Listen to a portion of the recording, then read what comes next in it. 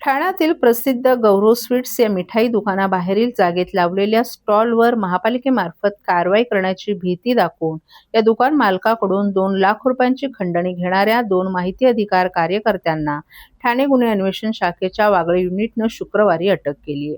न्यायालयानं दोघांना 16 मार्चपर्यंत पोलीस कोठडीत ठेवण्याचे निर्देश दिलेत. अक्षय करंजवकर आणि सुशांत सुर्वे अशी अटक करण्यात आलेल्या आरोपींची नावं आहेत. सुशांत हा मानपाडा भागात तर अक्षय हा कोलवाड भागात राहतो.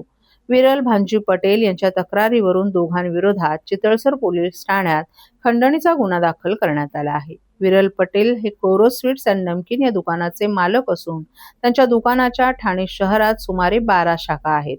नोव्हेंबर 2025 मध्ये मानपाडा येथील कॉस्मोस हेरिटेज कॉम्प्लेक्समधील दुकानात असताना अक्षय करंजवकर हा त्यांच्या दुकानात आला. त्यानं स्वतःला माहिती अधिकार कार्यकर्ता असल्याचं सांगितलं. त्यानंतर दुकानाबाहेर स्टॉल लावल्यामुळे नागरिकांना त्रास होत असल्याचं सांगून फोटो काढण्यास सुरुवात केली.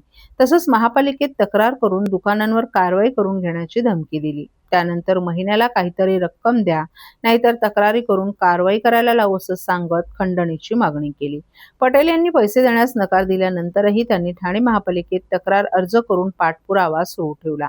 याच दरम्यान 18 फेब्रुवारी रोजी सुशांत सुर्वे यांनी पटेल यांना व्हॉट्सअप कॉल करून अक्षय करंजवकर सोबत तडजोड करून घेण्याचं सांगितलं.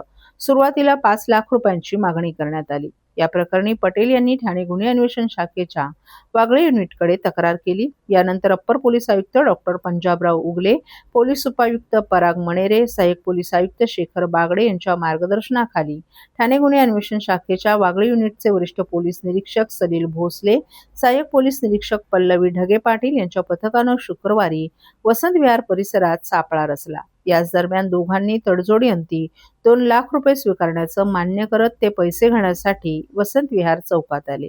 त्यावेळी पटेल यांच्याकडून 2 लाखांची खंडणी घेताना पोलिसांनी त्यांना रंगेहात ताब्यात घेतले.